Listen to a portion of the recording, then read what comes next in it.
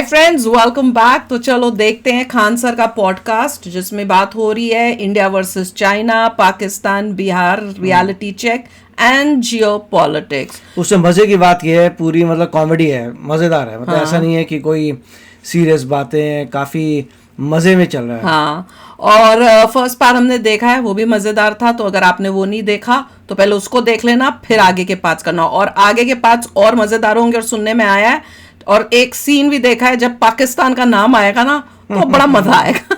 मैं तो उसकी वेट कर रही हूँ। मजेदार। तो वीडियो शुरू करते हैं। वीडियो शुरू करने से पहले अगर आप चैनल पर नए हो और आपने अभी तक सब्सक्राइब नहीं किया तो जल्दी से पहले सब्सक्राइब के बटन और बेल आइकन को क्लिक कर लो, ताकि आपको हमारे सारे न्यू वीडियोस के नोटिफिकेशन मिल जाए जैसे हम अपलोड करें। अगर आपको वीडियो पसंद आता है प्लीज लाइक एंड शेयर। चलिए शुरू करते हैं। कार को सारा कमाई करना है इसी की वजह से।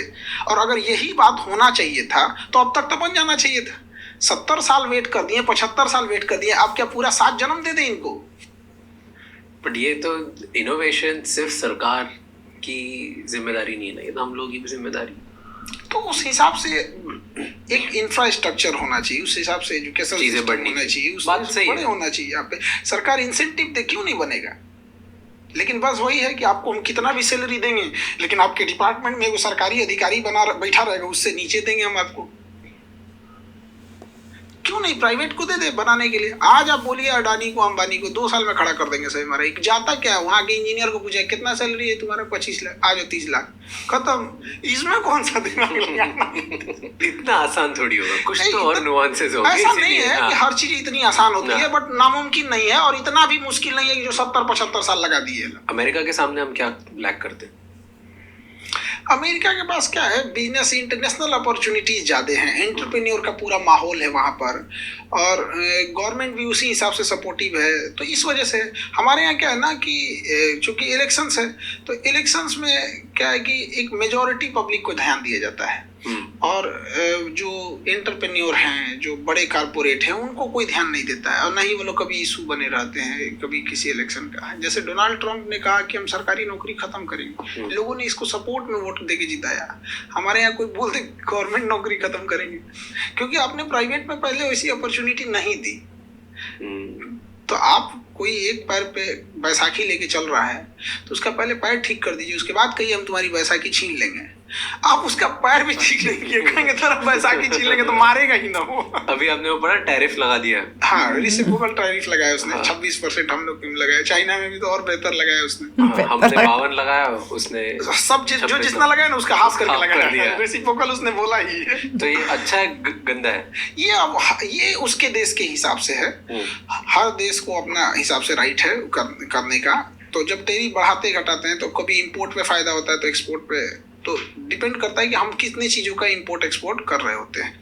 और इंडिया का है तो इंडिया में भी भाई हर देश के साथ अलग अलग टेरिफ है। इंडिया को तो चाइना पे और लगाना चाहिए। हम लोग का ट्रेड बैलेंस बहुत खराब है चाइना के से, बहुत ही डूब रहे हैं हम लोग यहाँ पे। तो वही तो कहते हैं कि दुश्मनी कर कहाँ रहे हैं हम लोग चाइना से? नहीं कर पा रहे, मजबूरी है। क्योंकि अगर आज कौन सा घर है जहाँ चाइनीज सामान नहीं है? करेक्ट। तो बहुत बिजनेसेस है इंडिया में जो चाइना की वजह से चल रहे हैं और यहाँ पैसे कमा रहे हैं। बिल्कुल। तो चाइना से जो चीजें चाइना में मिलती है ना, एग्जैक्ट वही चीजें वियतनाम में भी मिलती है। एग्जैक्ट सेम प्राइस पे, सब कुछ सेम पे। हमको ये नहीं समझ में आता है कि इंडिया वियतनाम से प्रीफर करे। एटलीस्ट वियतनाम चाइना का दुश्मन है, उसी को मजबूत कर दे। नहीं यार, इतनी टेक्नोलॉजी नहीं है वियतनाम में इस लेवल की, जो कुछ भी मटेरियल बुलवाना हो तो ऐसा नहीं है कि हम लोग जैसे चाइना को अगर हम लोग रिप्लेसमेंट के तौर पे देखा जाए तो कुछ साउथ ईस्ट एशिया की कंट्रीज हैं, बट क्या है ना कि हमने ऑप्शन ही नहीं दिया किसी को। जब आप ऑप्शन नहीं देंगे तो अपडेट नहीं होगा, मार्केट नहीं होगी। किसी होटल में कस्टमर ही कम आएंगे तो कितनी वेराइटीज रखेगा? तो कस्टमर पहले, अब वो तो चिकन और एग वाली मुर्गी पहले आया कि अंडा पहले आया? तो थोड़ा हम लोग को उधर जाना चाहिए उस एरिया में। बट चाइना का कुछ जरूरत से ज्यादा डिपेंडेंसी है। खत्म कर देना चाहिए। अच्छा टाइम है। का अभी क्या 36 का आंकड़ा चल रहा है, ठीक है? हाँ, दोनों अपने अपने, वो एक सुपर पावर बना हुआ है, इसका कहना है हम बनेंगे तो टसल पावर टसल है भयंकर। और अभी अमेरिका ने जितना टैरिफ लगाया चाइना ने उतना ही वापस लगा दिया, वो देखा? वो चाइना का ये चीज बहुत अच्छा लगता है। वहां पे आप उसको कुछ भी कीजिएगा वो दबाव देगा। वो देश, उसके यहाँ पॉलिटिक्स नहीं है, उसके यहाँ देश है। वो तुरंत लगा देगा, हम लोग नहीं लगा सकते, मजबूरी भी है, हम लोग किसी को ब्लेम नहीं कर सकते, किसके दम पे कूदिएगा। ना इंडस्ट्रियलाइजेशन है, ना इकोनॉमी है उस हिसाब से, क्योंकि अमेरिका को, केवल अमेरिका पावरफुल नहीं ना, हर जगह पावर रखता है। वर्ल्ड बैंक से फंडिंग रोक देगा, हमारे लोन रोक देगा, IMF हो गए या वर्ल्ड बैंक हो गए, यूरोपीय यूनियन से दबाव बनवा देगा, कुछ नासा और इसरो के बीच का कोई कॉन्ट्रैक्ट होगा उसको रुकवा देगा, डिले करा देगा, हर जगह UN में 4-5 मुद्दा फंसा देगा। कुछ नहीं करेगा तो अमेरिका को उठा के पाकिस्तान को एक लेटेस्ट हथियार देगा, ले तुम F-18 ले। तो हम लोग को बहुत बैलेंस करके चलना पड़ता है। और चाइना और जितने बड़े देश है ना, उनकी एक खासियत होती है, हर देश का एक दुश्मन को वो पाल के रखते हैं। चाइना जो है, अमेरिका ज्यादा कूदेंगे ना, चाइना उठाएगा नॉर्थ कोरिया, वो पगला को कुछ हथियार और पैसा दे देगा, उधर 4-5 मिसाइल मार देगा, उधर तुम उलझे रहो। उसको कुछ नहीं जाता है, गिरेगा तो कहे हो जापान में गिर गया, कोई बात नहीं, जो करना है कर लेना। उसको क्या जाता है, उसको अपने क्लोज ही करो। उसके यहाँ कोरोना के मरीज मिले थे सब, सुबह में 8 साल में सबको मार दिया। नॉर्थ कोरिया बोले कि चाइना, क्या जा रहा है, डिक्टेटरशिप देखना है तो वहां देखिए। उसने, अमेरिका ने कहा कि क्या करे इस इंसान का, इसको पागल किया है। तो उसने क्या किया कि कहा कि नॉर्थ कोरिया में ना डेमोक्रेसी नहीं है, यहाँ इलेक्शन होना चाहिए। किंग जोंग कहा, कौन बोला ये, बाइडेन बोला है, उसने कहा कि अगले महीने इलेक्शन कराओ। 100% वोट पड़ा उसको, किंग जोंग को 100%। जो वोट नहीं देता ना, एब्सेंट भी होता, उसको मार देता है। 100% वोट पड़ा। अब अमेरिका कह रहा है कि ये इलेक्शन अच्छा नहीं हुआ है। तू अपने यहाँ का इलेक्शन दे, तुम्हारे यहाँ के इलेक्शन कमीशन से कराएंगे अपना इलेक्शन। तो हर बड़े देश यही करते हैं। अब जैसे सऊदी अरब है, ज्यादा कूदेंगे, ईरान ज्यादा कूदेंगे, इजराइल को कहेगा 2-4 पुरान बम है, एक्सपायरी डेट पास है, मार दे, क्या करेंगे? कुछ नहीं। तो कंट्रोल करने के लिए अमेरिका के पास इजराइल है, इंडिया को कंट्रोल करने के लिए पाकिस्तान है, चाइना को कंट्रोल करने के लिए इंडिया है, रशिया को खुद डायरेक्ट कंट्रोल करता है, कंट्रोल नहीं कर पा रहे हैं। तो हम लोग ज्यादा नहीं ना उड़ सकते। नहीं कह रहे, रशिया, USA के पास इंडिया है, सारे कंट्री रखी हुई है। इंडिया को क्या देगा, ज्यादा हथियार देने लगेगा। चाइना का देना उसको, इंडिया किसी का नहीं सुनता है।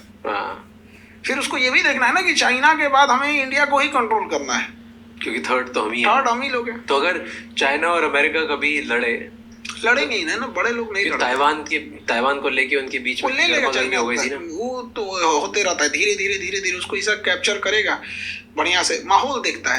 जैसे 1962 में पहले हुआ था, रसिया हमें बचाने नहीं आया था, बचा भी नहीं पाता, क्योंकि चाइना वो उस माहौल को तलाश रहा था कि 1960 में हम लोग का पंचशील समझौता खत्म हो गया था। वो सोच रहा था कि ऐसा टाइम आए ना जहाँ वर्ल्ड उलझी हुई हो। उसी समय क्यूबन मिसाइल क्राइसिस हुआ था। ऐसा लग रहा था कि अमेरिका और रसिया में परमाणु युद्ध आज हो जाएगा कि शाम में होगा कि सुबह होगा, कुछ नहीं पता। मार दिया 62 में, आ जाओ यहाँ पे। अमेरिका करा, हमको क्या पता भाई, रसिया करा हमको। तो ऐसा कहीं ना कहीं जब टाइम आएगा तो चाइना और अमेरिका और रसिया एकदम आमने सामने होंगे। उसी समय ताइवान को लेके चला जाएगा और रसिया भी कहेगा लेके जा, इधर लेके जा, क्योंकि कुछ ना कुछ डाइवर्जन अमेरिका ताइवान को बचाने के लिए पक्का करेगा वहाँ। अब इसीलिए चाइना को देखिएगा, हमेशा कुछ ना कुछ गड़बड़ सड़बड़ करते रहता है ताइवान में। हाँ। वो पाथ तलाश रहा है कि कहां से एंट्री करेंगे, क्या करेंगे। वो ड्रिल कर रहा है, ड्रिल। किसी दिन ड्रिल के नाम पे अनाउंस करेगा, this is not drill, now this is hour. वो ले लेगा ताइवान, दब लेगा। लेकिन जिस समय रसिया और अमेरिका बिजी रहेंगे वो ताइवान की ओर जाएगा।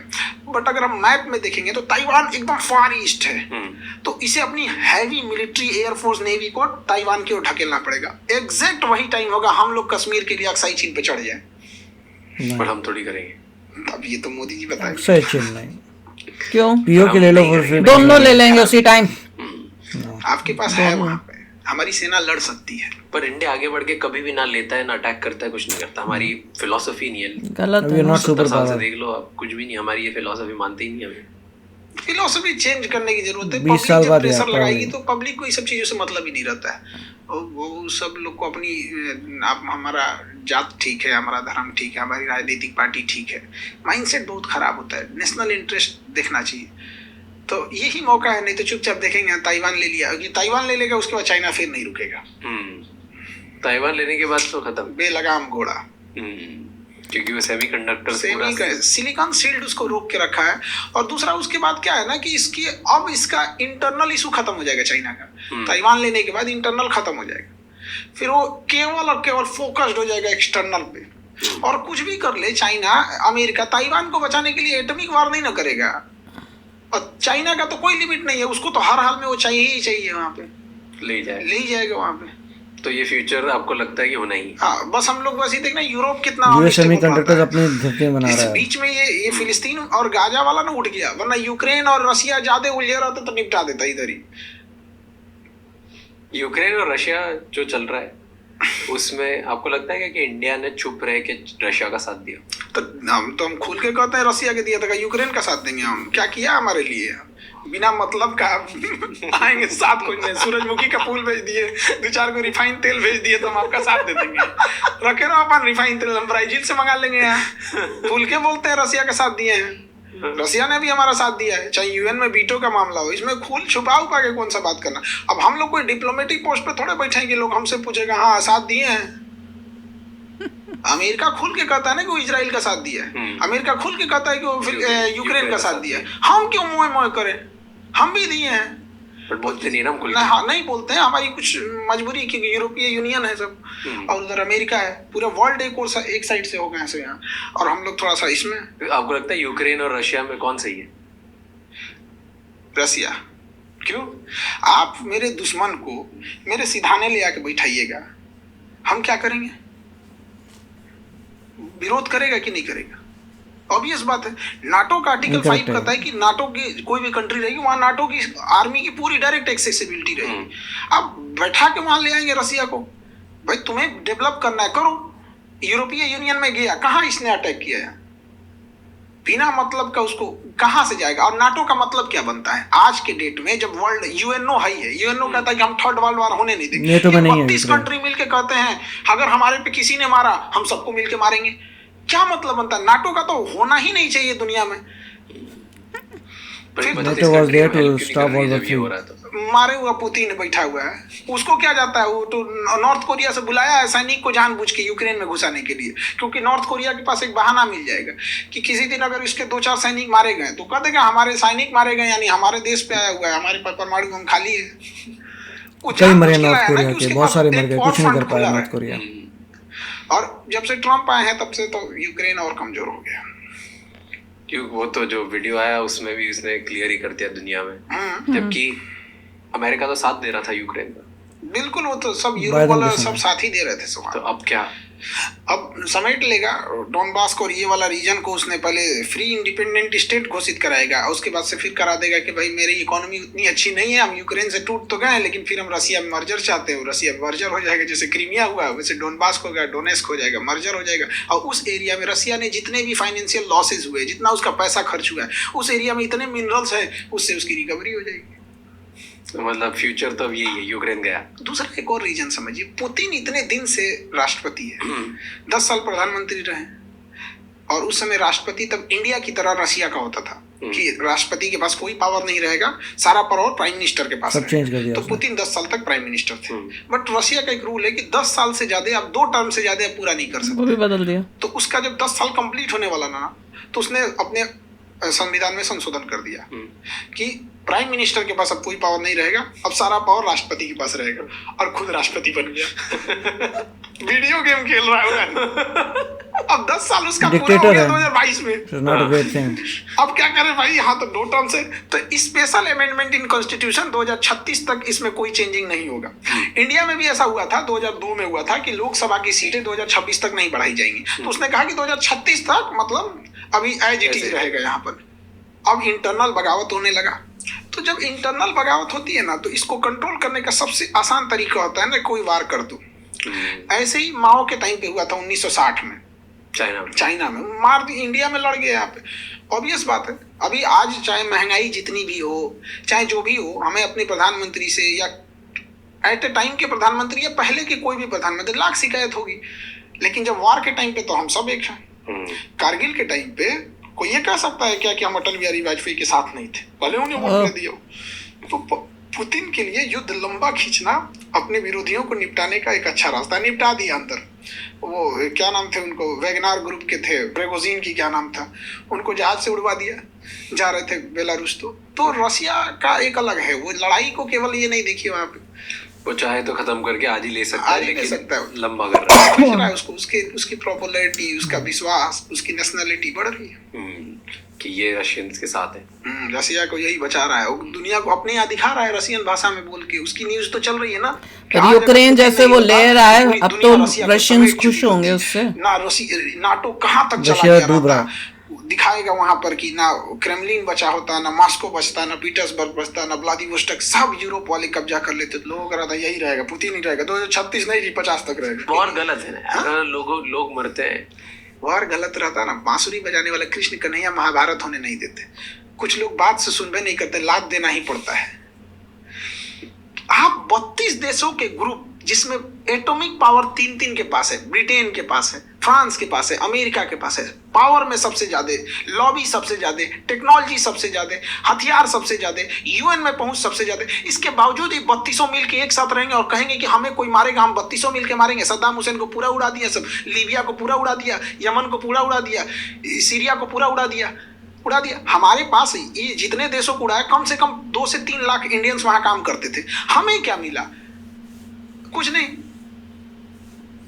बीच मझधार में छोड़ के अफगानिस्तान को चला गया। अफगानिस्तान में हम लोग के करोड़ों इन्वेस्टमेंट है, सब फंस के रह गए।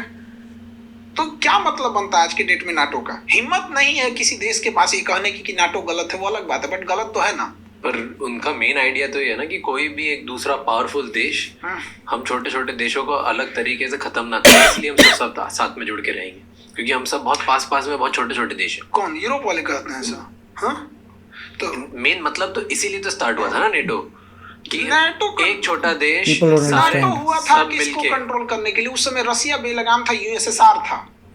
तो यूएसएसआर इधर रसिया था। हाँ, तो ये बहुत बड़ा था, ये था छोटे छोटे जब ये खत्म हो गए, जब आप कहें कि भाई हमको रसिया से डर है इसलिए हम ग्रुप बना रहे हैं, रसिया टूट गया, अब ये रहा, बड़े देश फिर इसे भी खत्म करो भैया। तो फिर तो वही बात नहीं, रशिया अब से अभी भी डर है और आप खुद बने गए, तो वो अभी भी रशिया से छोटे ही है। अटैक नहीं करता, if you attack them they will chop you. China बना ले, नॉर्थ कोरिया बना ले, इराक बना ले, ईरान बना ले, तालिबान मिलके बना ले सब, कि हम 5 पे कोई मारेगा तो हम मार देंगे परमाणु। उधर चाइना संशोधन कर दे कि हमारा ईरान एलआई है, हमारा नॉर्थ कोरिया एलआई है, तालिबान हमारा एलआई है, गाजा हमारा एलआई है। किसी पे अगर होगा तो हम अपने एटॉमिक पावर का यूज कर सकते हैं, तो हो गया काम। तभी तो उनको नष्ट करो। देखिए, थर्ड वर्ल्ड वॉर किस चीज से होगा हमें पता नहीं, लेकिन एक कहावत का एक विद्वान ने कहा था कि थर्ड वर्ल्ड वॉर कब होगा ये पता नहीं, लेकिन फोर्थ वर्ल्ड वॉर हम लोग पत्थर और लाठियों से लड़ेंगे। क्योंकि थर्ड वर्ल्ड वॉर में इतनी तबाही मचाएगा सब कि हम लोग स्टोन होल में पता नहीं होंगे भी कि नहीं, उसमें तबाही खत्म ही हो जाएगा। लगता है और होगा कि होने नहीं देंगे, नहीं होने देंगे। मतलब अब दुनिया उस लेवल पे कि जहाँ पे वर्ल्ड वॉर 3 वगैरह नहीं होगा। सब हथियार बेचने वाले अंधेरे का डर दिखा के टॉर्च बेचते हैं। थोड़ा बस मुनाफा होना चाहिए बस। करोड़ों की कमाई है। एक जहाज बेच देंगे सब, एक अपाची हेलीकॉप्टर में 6000 करोड़ का। यहाँ पता चला 10 जिला मिल के खेती करेगा तो 6000 करोड़ कभी ना कमा पाए। वहाँ एक हेलीकॉप्टर बेचा निकल गया, और उसके बाद उसके पास उसका मेंटेनेंस अलग, पायलट की ट्रेनिंग अलग, फिर हथियार खत्म होगा तो अलग। ये मेरा ही हथियार लगा सकते हो। छोटे छोटे वॉर कराना फायदेमंद होता है उन लोग के लिए। और वो लोग अभी एक स्पेशल फोर्स के ऑफिसर थे जो टेररिस्ट से लड़ते हैं इंडिया में, वो बता रहे थे हमें कि बहुत सारी बड़ी बड़ी वेपन कंपनीज वो आती है हमारे बॉर्डर एरिया में, जो नक्सलाइट्स है और जो हमारे ये मिलिटेंट्स हैं, इनको एडवांस वेपन फ्री में बांट के जाती है ताकि ये अटैक करे। और फिर वो वेपन से, क्योंकि वो एडवांस वेपन के साथ अटैक करती है, फिर आके वो देशों को जाके बेचती है कि यार देखो उनके पास इतने एडवांस है तो आपको भी एडवांस लेने चाहिए, फिर डबल प्राइस में देशों को बेचती है। जिस कंपनी का हथियार किसी टेररिस्ट के पास मिल गया, उस कंपनी के ऊपर जांच होनी चाहिए और उसे इंटरनेशनली ब्लॉक करना चाहिए। International block. जब आतंकवादी इंटरनेशनल हो सकते हैं तो उसके हथियार इंटरनेशनल कैसे नहीं हो गया है? तो ये तो कौन ब्लॉक करेगा? अमेरिका वगैरह, अब वहीं पे सारा हथियार है, वही तो बनाते हैं। तो इनके हिसाब से ना, ये किसको आतंकवादी बोलेंगे, किसी को नहीं। ये मुंबई को उड़ा के गया अजमल कसाब, इजराइल ने उसे आतंकवादी नहीं बोला। क्या बेशर्मी है। क्यों नहीं बोला? कहा कि हम अभी जांच कर रहे हैं, हमारे हिसाब से नहीं हो रहा है। क्या बेशर्मी है। इजराइल इतना पावरफुल क्यों है? सारे देश डरते क्यों? आपने एक वीडियो बनाया इसके ऊपर कि इजराइल से सारे देश डरते हैं। तो वहां के देश डरते हैं जहाँ खर न पतवार या ऋण प्रधान, कहावत का। तो उन सबको आता क्या है? अरब वालों को खजूर, Israel ऊँट, is तेल pretty खत्म, खेल strong खत्म, because वहाँ of पे लड़ technology. सकते हैं। वहाँ पे क्या जा रहा है, जिससे लड़ रहा है। अब देखिए सीरिया में कोई राष्ट्रपति ही नहीं है, उठ के गोलान हाइट कब्जा कर लिया। तो वहां के हिसाब से टेक्नोलॉजी है, नो डाउट, देश बहुत आगे है, हर चीज में ठीक ठाक है, बट समझिए विदाउट अमेरिका और नाटो के सपोर्ट से वो भी नहीं लड़ा। छोटा सा गाजा है जिसके पास ना अपनी एयरफोर्स है। गाजा का शर्त क्या है कि फिलिस्तीन ना एयरफोर्स रखेगा, ना नेवी रखेगा, ना ही थल सेना रखेगा, ना उसे देश की मान्यता दिया जाएगा। तो उसका कहना है भाई तुम आया है क्या, तुम जानो, उसको कुछ रखने ही नहीं देता है। उससे मारने के लिए, उसको मारने के लिए इसे फ्रांस से सपोर्ट लेना पड़ा, अमेरिका से सपोर्ट लेना पड़ा, इससे दुनिया भर से सपोर्ट लेना पड़ा। उसके पास हथियार खत्म हो गए ना। तो ऐसा क्यों हुआ? इतनी सी बेल्ट ने इतना, अगर इसको खत्म ही करना है तो जरा से गाजा ने कैसे परेशान कर दिया इनको? एक बिल्डिंग को मारने के लिए आपके पास कम से कम 10 एक्सप्लोसिव उड़ानी पड़ेगी। एक मोहल्ला उड़ाने के लिए आपके पास एक तो डिपो उड़ जाएगा। पूरी कंप्लीट हथियार किसी को कंप्लीट डेमोलिश करने के लिए तो बनाया नहीं जाता। हथियार आपको आगे एडवांटेज देने के लिए बनाया गया। अब आप उसको कंप्लीट डिमोलिश करने के लिए जाएंगे तो क्या होगा? अब जेसीबी है थोड़े मोड़े खोदने के लिए, आपको ये पूरी शहर को खोद, पागल हो जाएगा यार, हमको इसलिए बनाया ही नहीं है। वो तो परमाणु बम बनाया गया था कंप्लीट डिमोलिश करने के लिए। तो इनका ग्रुप बहुत तगड़ा है, इजराइल हो गए या नाटो वाले, इनका ग्रुप बहुत तगड़ा है। ये नाटो वाले आए थे सब वियतनाम में, वियतनाम वाला इतना मार मारा था सबने, इतना मार मारा था कि जान बचा के भागे हैं अमेरिका वहां से। 20 साल लड़े थे, कुछ नहीं कर पाए, भगा दिए से वहां पे। क्यों नहीं हो पाया ये? इस वॉर के बारे में मुझे ज्यादा पता नहीं है, बट वियतनाम में अमेरिका वॉर नहीं जीत पाया, नहीं जीत पाया, कभी नहीं जीत पाएंगे वहां पे। America didn't know how to fight in swamp. Geography ना वो वियतनाम जीत सकते हैं और ना ही अफगानिस्तान जीत सकते हैं। केवल अमेरिका नहीं, रसिया भी तो हार के गया है, कोई नहीं जीत सकता। इवन ब्रिटेन वाले जब हमें गुलाम बनाए थे, लेकिन अफगानिस्तान को आजाद कर दिए थे सब। हमारी आजादी से पहले म्यांमार को साइड कर दिया सब, 1935 अफगानिस्तान वालों को होप नहीं है, इट्स ऑलरेडी ट्रैश हो गया। ऐसी है ना, जैसे अमेरिकन वाले सब जो है ना, जमीन पे नहीं लड़ सकते, सिविलाइज्ड बंदा ही नहीं, क्या बात नहीं लड़ पाएंगे। उनके पास टेक्नोलॉजी है, ऊपर से ड्रोन मार देंगे, हेलीकॉप्टर उतार देंगे, टैंक लेके घुस जाएंगे। लेकिन जहां ये काम नहीं आएगा वहां क्या करिएगा? अफगानिस्तान में पहाड़ है, वो चुपचाप लेट जाएगा, ड्रोन को पता ही नहीं चलेगा साइड में, और ड्रोन उड़ेंगे ना तो पास में आकर यहाँ से। वियतनाम में, अफगानिस्तान में ड्रोन के कुछ काम नहीं आने वाला है, पीपल टू डू एनीथिंग। अंदर सुरंग खोद के चल दिए सब, तो जमीन पे वो नहीं लड़ सकता। कबीले हैं, जरा कबीला। जमीन पे प्लेन अगर एरिया है तो लड़ लेगा। इराक खाली मिला था, लड़ लिया। अफगानिस्तान 20 साल लड़े थे, वापस गए भी तो इज्जत से नहीं गए। उसने कहा कि 10 दिन का नहीं, हम तुम्हें केवल 5 दिन का टाइम देते हैं, सोचिए। सब छोड़ छुड़ा के चले, भागो। आज जिस दिन जा रहा था ना, उस दिन भी मार दिया सब तालिबान वाले। उस दिन भी हमारा अफगानिस्तान से अच्छा रिलेशन है, बट तालिबान से नहीं। किसको मार दिया उन्होंने?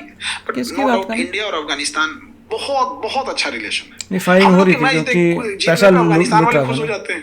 पर तालिबान के साथ अभी क्या हो रहा है रिलेशनशिप? अभी तो कोई रिलेशन ही स्टार्ट नहीं है, बट इंडिया को कुछ ना कुछ सोचना पड़ेगा। आपने खुला मैदान छोड़ दिया, वहां से चाइना घुस जाएगा।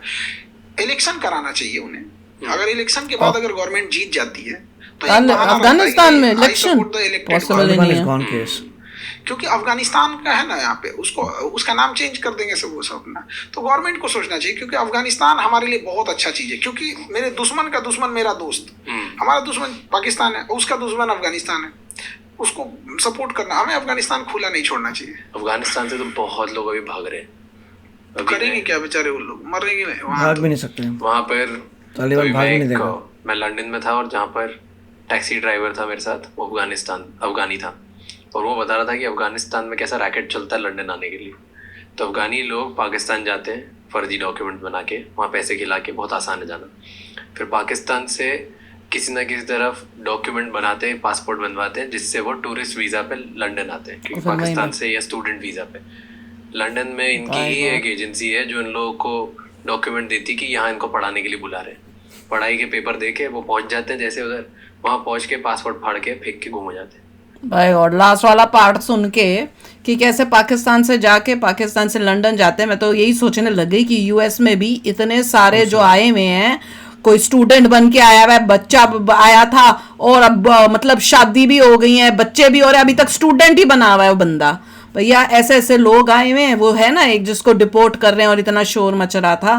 तो इस टाइप के लोग कितने सारे आ रहे हैं। काफी यहाँ पर भी झोल है। आप इंडियन किसी स्टोर में जाते हैं, वहाँ पे कोई बंदा काम कर रहा होता है, उसे पूछते हैं, बोलते हैं स्टूडेंट हूँ। हाँ हमें लगता है इतना बड़ा बंदा है ये, उसकी उम्र मिडिल देख के एज लग student है रहा तू। होता है कि स्टूडेंट कहाँ से आ स्टूडेंट गया कैसे हो इस सकता है age यहाँ में। पे, एज देखो अपनी, उसे स्टूडेंट, वो सब झोल यहाँ पर भी है यहाँ पे काफी। भी है। पर इंटरेस्टिंग है जो खासकर बताया चाइना के बारे में, यूक्रेन के, यूएसए के, बहुत ही इंटरेस्टिंग था, अफगानिस्तान के बारे में।